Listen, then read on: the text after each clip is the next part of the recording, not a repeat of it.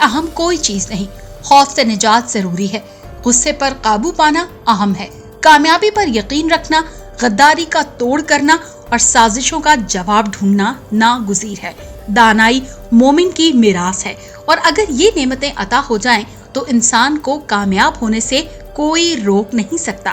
اس video میں ہم آپ کو بتائیں گے کہ ڈرامہ سیریل ارطغرل سے زندگی کی کون سی 9 اہم ترین سبق حاصل کیے جا سکتے ہیں.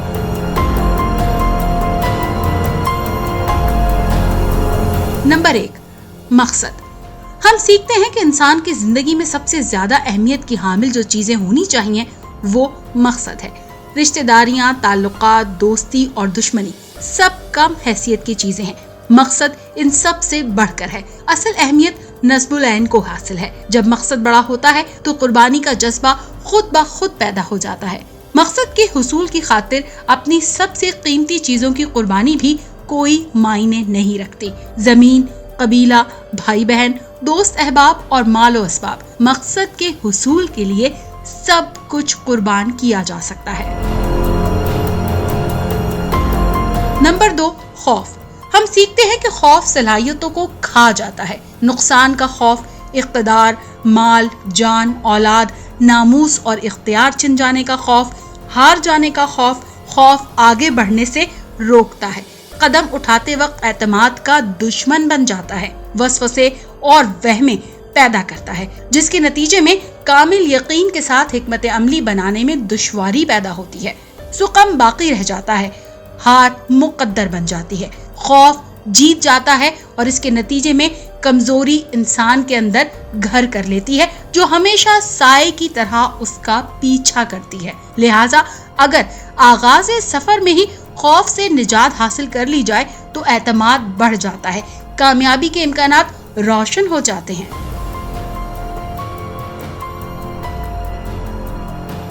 نمبر 3, غصہ. ہم سیکھتے ہیں کہ غصہ انسان کی بہت بڑی کمزوری ہے, اور اس سے بھی بڑھ کر غصے کا برملا اظہار. غصہ حکمت عملی بنانے کی صلاحیت کو ختم کر دیتا ہے. یہ انسان سے غلطیاں کراتا ہے.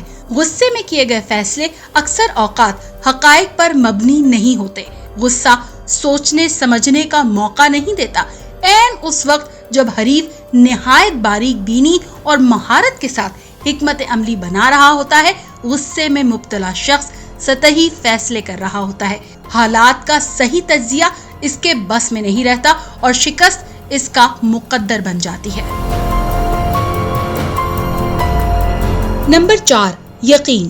ہم سیکھتے ہیں کہ یقین ایک طاقت کا نام ہے جو ہر لمحے آپ کی مددگار ہوتی ہے. مقصد کے صحیح ہونے کا کامل یقین, مقصد کے حصول کے راستے کے صحیح انتخاب کا پختہ یقین, صحیح راستے پر مستقل مزاجی سے کاربند رہنے کا عزم اور حتمی جیت کا کامل یقین. یقین ایمان کی طرح ہے جس سے لمحے کو بھی ہٹا نہیں جا سکتا. یقین کمزور لمحے میں طاقت بن جاتا ہے. یقین حوصلہ دیتا ہے, آگے بڑھنے کی قوت پیدا کرتا ہے اور مایوسی سے بچاتا ہے. یقین کے بغیر راستہ طویل ہو جاتا ہے. مشکلات خوف میں مبتلا کر کے واپس لوٹ جانے کو مجبور کر دیتی ہیں. یقین نہ ہو تو انسان جانتے بوجھتے ہوئے دشمن کی چالوں کا شکار ہو جاتا ہے. گویا یقین کے بغیر مقصد کا حصول ناممکن ہے. نمبر 5, دھوکہ اور غداری.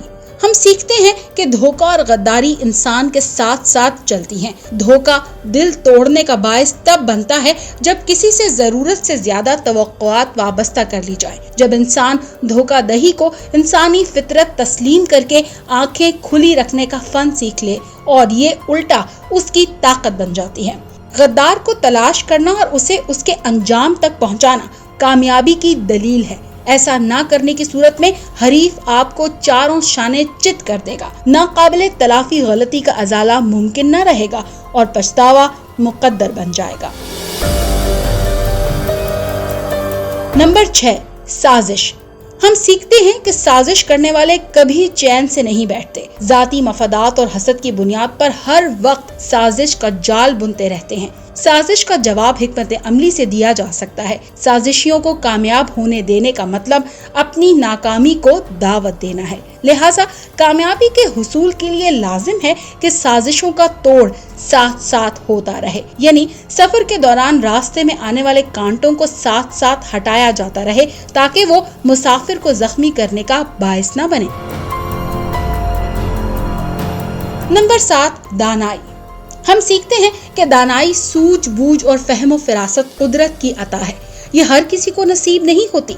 नेक नियत लोग भी अगर फहम फिरासत से आरी हो तो कामयाबी को नहीं पहुंच सकते। दानाई से आरी फैसले नेक नियति पर मबनी ही क्यों ना हो, इंसान को काबिल रहम हालत में मुब्तला कर सकते हैं। दानाई मोमिन की मीरास है। ये इसका सबसे बड़ा हथियार है। ख्याल गैब से इंसान के जहन में आता है जो किसी भी काम के आगाज की तहरीक बनता है। दानाई दाना लोगों की महफिल से मिलती है। दाना लोग इल्म और दानाई के जरिए इंसान के अंदर यकीन की शमा रोशन करते हैं, सही रास्ता समझाने में मुआवनत करते हैं, परेशानियों से निजात दिलाते हैं, यकसुई पैदा करने में मददगार होते हैं और इत्मीनान कल्ब का बाइस बनते हैं।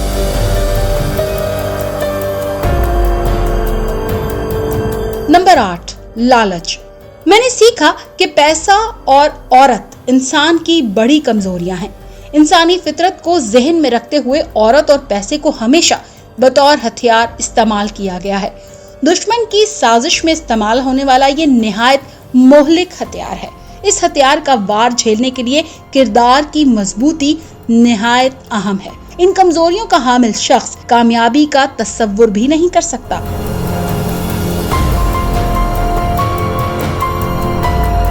नंबर 9, बड़ा मकसद।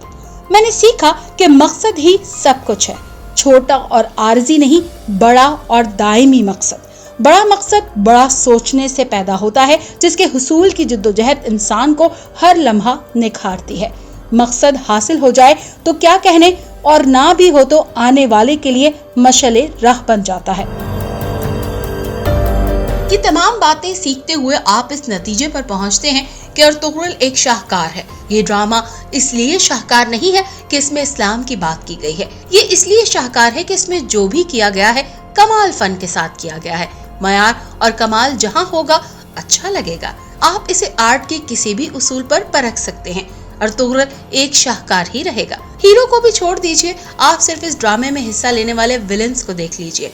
कर्तोगलो से अमीर सादतीन तक, पेट्रोचो से नौवियान तक, अलनिचाक से बिबोलत तक और वेस्यूलियोस से आरिस तक।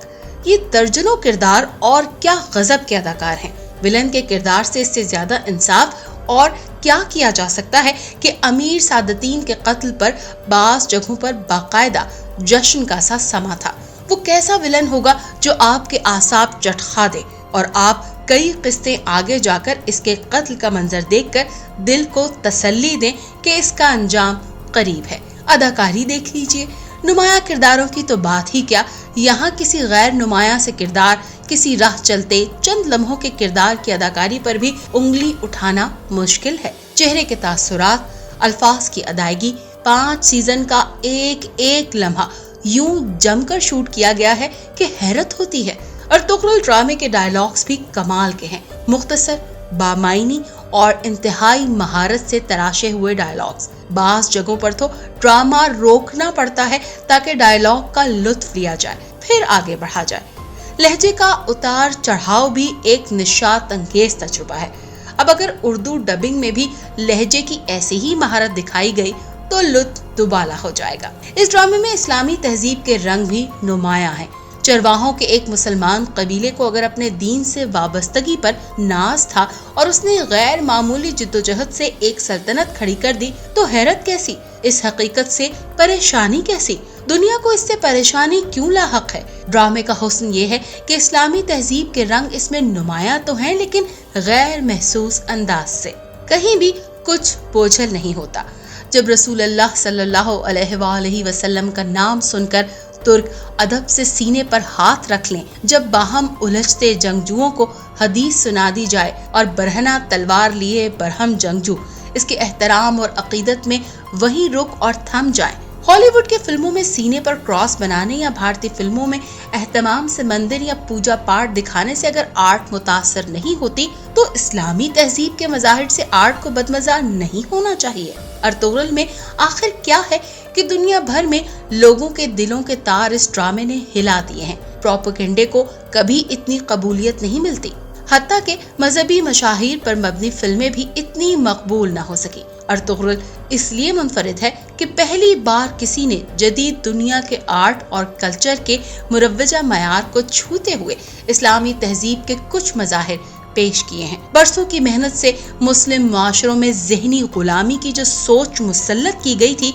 इस एक ड्रामे ने इसे उधेड़ कर रख दिया है, और ऐसा उधेड़ा है कि कमाल कर दिया है।